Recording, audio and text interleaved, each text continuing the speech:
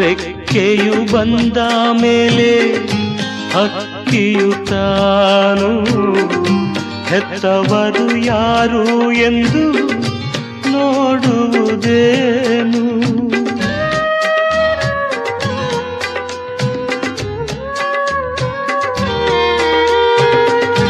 ದೇವರ ಸೃಷ್ಟಿ ಹೀಗೆ ಕಾಣೆಯ ನೀನು, ವೇದನೆಯೊಂದೇ ತಾನೇ ಬದುಕಲಿ ಇನ್ನು.